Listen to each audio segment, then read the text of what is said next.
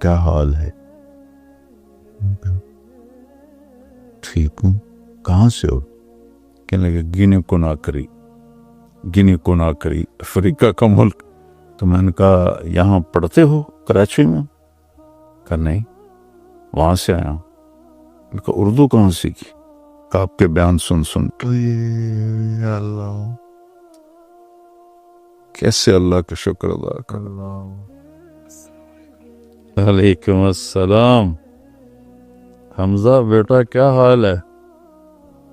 الحمدللہ. بخارا رہتے ہو؟ جی بخار کا. تو اردو کیسے سیکھی تم نے؟ پہلے آپ کی بیان ہم ایک دفعہ انگلش میں ہم دیکھے تھے, وہ انگلش سب ٹائٹلز کے ساتھ. پھر آپ کی بیان ہم نے سنے, پھر اس کے بعد مطلب جتنے بھی انگلش سب ٹائٹلز کے ساتھ بیان تھے وہ ہم نے پورا دیکھنے کے بعد وہ مطلب ہمارے لیے مطلب کافی نہیں تھا. ہم نے اردو سیکھی. اردو کہاں سے سیکھا؟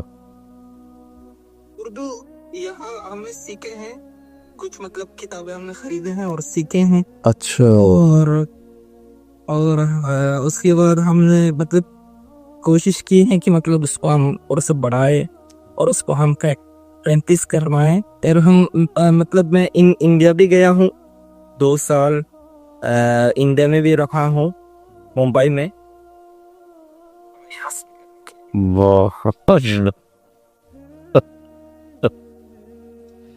انشاءاللہ یہ بخارا ازبکستان میں ہے؟ جی.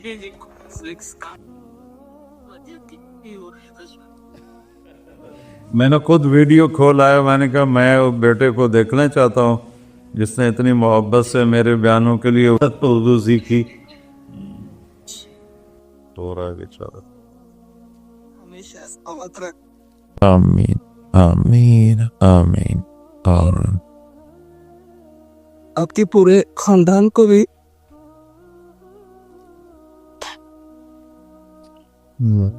اچھا پوری خاندان اور ہمارے لیے بھی اب دعا کی. ہم بھی مطلب طالب علم ہے, ہم بھی مطلب مقصد میں ہمیں تو ہم نے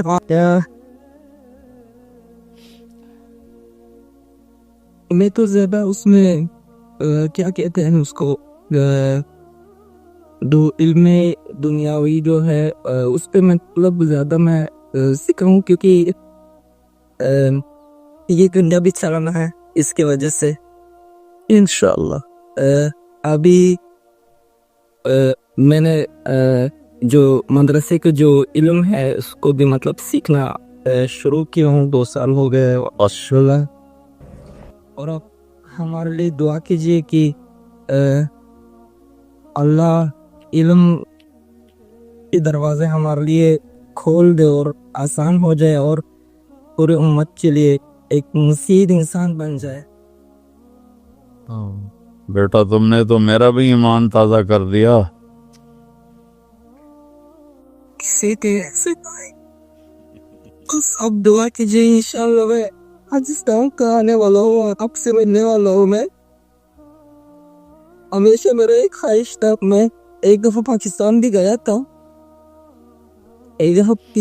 اور وہ مدرسہ حسنین بھی وزٹ کیا تھا وہاں, لیکن آپ نہیں مل سکے. پھر واپس آیا تھا میں.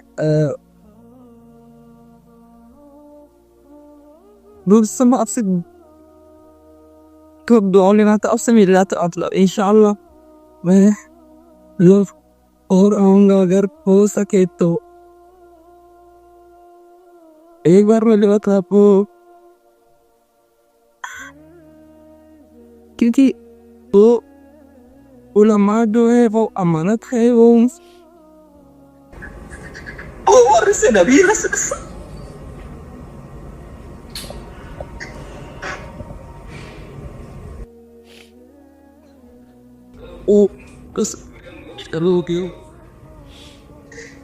اچھا انشاءاللہ پھر بات کریں گے. اب تم بہت جذباتی ہو گئے ہو, اللہ تمہیں بہت بہت جزائے خیر عطا فرمائے. میں پھر بات کروں گا تم سے انشاءاللہ. تو میں نے روا چھڑا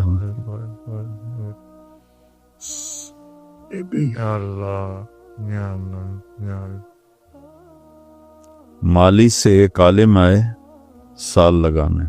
مالی جی جی مجھے ملے. اور میں نے کسی تبلیغ والے نے مجھ سے ملاقات نہیں کی. میں نے کہا تو سال کے لیے کیسے آ گئے؟ میں نے کہا تمہارے بیان سن کے. میں نے کہا میرے بیان تو اردو میں ہوتے ہیں. کہ آپ کا مالی لینگویج میں سب ٹائٹل ہو رہا ہے. کہ وہ پڑھ کے میں آپ کے پاس آیا بیٹھا ہوں 1 سال کے لیے.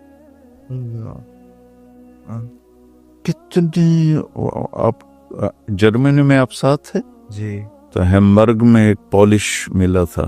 جی مجھے اس کے دوست نے بتایا کہ یہ پولینڈ کا ہے, آپ کے بیان سن کے مسلمان ہوا. میں نے کہا میرا بیان کیسے؟ یہ تو پولینڈ کا ہے. کہ آپ کے پولش میں بھی سب ٹائٹل چل رہے ہیں. میں کیسے کہہ سکتا ہوں کہ یہ میں کر رہا ہوں؟ کیسے کہہ سکتا؟ کیا کوئی میرا کما؟ اس باز اس مالک کا نظام ہے بیٹا. اللہ مجھے عجب تکبر سے بچا.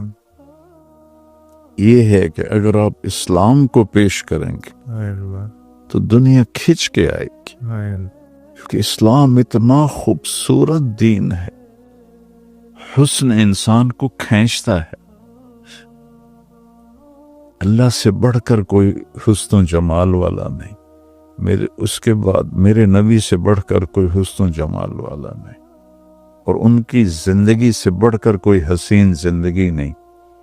اللہ نے مجھے ان 3 مضامین کے گرد گھما دیا. تو کہاں سے لوگ ایمان لا رہے ہیں. دعا کرو اللہ بیٹا ہم سب کو اسی نعمت پہ باقی رکھے, آمین, میں تکبر سے بچائے. بیس العبد عبد یخدل الدنیا بالدین. بدترین انسان ہے جو دین کو بیچ کے دنیا حاصل کرے. اللہ تعالیٰ اس سے مجھے بھی, تم کو بھی, میری ٹیم کو بھی سب. اگلا سوال ہے جی کہ مولانا صاحب امید کرتا ہوں خیریت سے ہوں گے. ایک سوال آپ سے پوچھنا تھا کہ اکثر پیجز پہ دیکھا, سوشل میڈیا پہ دیکھا, لیکن کوئی صحیح رہنمائی نہیں ملی. مولانا صاحب آپ سے تہجد کی نماز کا طریقہ اور اس کی رکعت کے بارے میں جاننا چاہتا ہوں. تہجد کی نماز اور دوسری نماز میں کوئی فرق نہیں, نوافل ہیں. تہجد کو اللہ تعالیٰ نے بہت پسند فرمایا, اس کی بہت ترغیب دی, فرض نہیں کیا. تو ہمارے نبی کی جو مستقل عادت تھی, آپ 11 رکعت پڑھتے تھے, 8 نفل جی اور 3 وتر. کبھی کبھی اس سے زیادہ ہوتی تھی, کبھی اس سے کم بھی ہو جاتی تھی, لیکن عام معمول تھا کہ آپ 11 رکعت تہجد پڑھتے تھے. اور سبحان اللہ سبحان اللہ سبحان. حضرت عائشہ فرماتی ہیں کہ جب میرے حجرے میرے گھر میں ہوتے آپ, تو میں سوئی ہوتی تھی اور آپ تہجد میں کھڑے ہوتے تھے, مجھے نہیں اٹھاتے تھے. اور جب سجدے میں جاتے تھے تو لمبائی اتنی مختصر ہوتی تھی کہ میری ٹانگیں سامنے آتی تھیں, تو آپ میری ٹانگوں پہ ایسے ہاتھ لگاتے تھے, تو میں ٹانگیں ایسے پیچھے کر لیتی تھی. آپ سجدہ فرماتے تھے, کھڑے ہوتے تھے, میں پھر سیدھی کر لیتی تھی.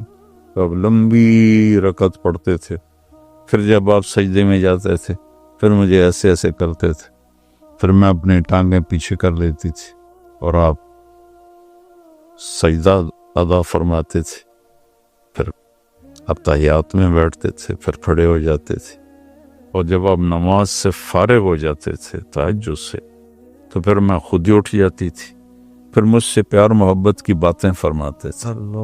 فجر کی اذان تک ایسے آپ سیدھے ہاتھ کو ٹیک اور پاؤں ایسے کر کے ایسے نا جیسے ہم لیٹتے جی آپ ایسے لیٹ جاتے تھے اور میں بھی سامنے ویسے ہی لیٹ جاتی تھی اور آپ مجھ سے پیار محبت کی باتیں فرماتے کرتے رہتے یہاں تک کہ اذان ہوتی اور بلال آ کر دستک دیتے تو پھر آپ اٹھ کے 2 سنتیں پڑھتے اور فرض نماز پڑھانے کے لیے چلے جاتے تھے. تو یہ فرض نہیں ہے اگر کوئی نہیں اٹھ سکتا رات کو پچھلے ٹائم تو عشاء کے بعد اگر وہ 2 نفل بھی پڑھ لے گا ایکسٹرا تو وہ تہجد گزار ہی شمار ہوگا. تو آپ سونے سے پہلے 2 پڑھ لیں 11 پڑھ لیں آپ بھی تہجد گزار ہو جاؤ. اچھا بابا یہ آگے ایک حامد ہیں ان کا ایک سوال بھی ہے اور اظہار جذبات کا اظہار بھی ہے تھوڑا بس میں پڑھ دیتا ہوں. یہ کہتے ہیں کہ میرا نام حامد علی اوان ہے. ابھی کچھ عرصہ قبل افتاح کا کورس مکمل کیا اور وکالت کے شعبے سے منسلک ہو گیا. کس سے؟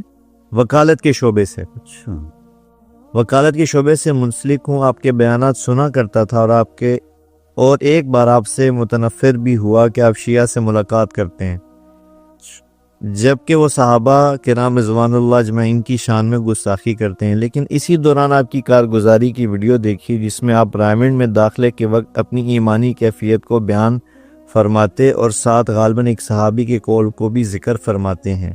اس کو سنتے ہی میری کیفیت بھی بدلی اور کچھ مطابقت اپنے حالات سے بھی لگی. مدرسہ میں داخل ہونے سے کافی قبل شوق ہوا کرتا تھا کہ ممبر پر بیٹھ کر بیان کروں لیکن اب معلوم ہوتا ہے کہ کتنا مشکل کام ہے. اور پھر ایک بار ایک بلال نامی لڑکے سے آپ بات فرماتے ہیں اور وہ ریکارڈنگ میں نے سنی. اللہ نے واقعی آپ کو بہت عمدہ اخلاق سے نوازا ہے اور ہمیں معلوم ہے اس میں آپ کی قربانیاں اور اساتذہ کی محنت ہے. ایک بار ایپر آباد میں آپ کا بیان تھا مغرب کے بعد صرف خاص لوگوں کو اس کا علم تھا اور اس میں آپ نے عام طور پر بیان سے ہٹ کر بیان فرمایا اور کیا خوب بیان تھا. وہ باتیں تو اتنی ہیں کہ وقت کم پڑ جائے. آپ سے ملنے کی خواہش ہے لیکن اللہ سے امید ہے کہ وہ ضرور آپ سے ملاقات کروائے گا. آپ بیانات میں منع بھی فرماتے ہیں کہ مصافحہ لینے نہ آئے مشکل ہوتی ہے. اتنے مجمع سے مصافحہ کرنا تو میں نے اس طرح کبھی آپ سے مصافحہ نہیں کیا. ایک عرض ہے کہ آپ قرآن کی تفسیر کی ویڈیو بنا کر اپلوڈ فرمایا کریں. ہمیں اور باقی تمام کو بہت فائدہ ہوگا. اللہ آپ کو صحت کاملہ عطا فرمائے. بہت بہت شکریہ بیٹا.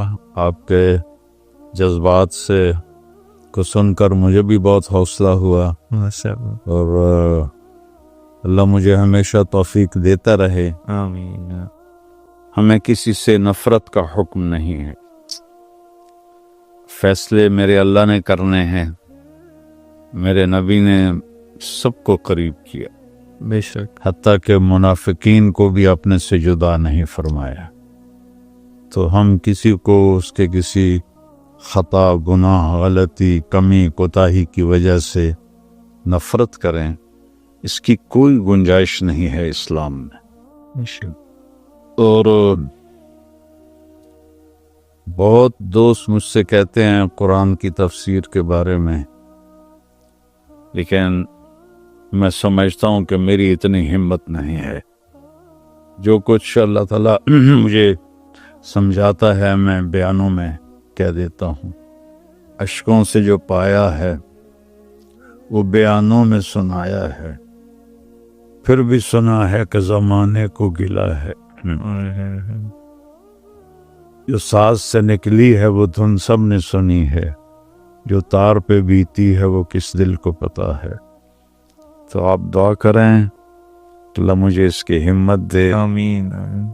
اور میں یہ سناتا رہوں. آمین.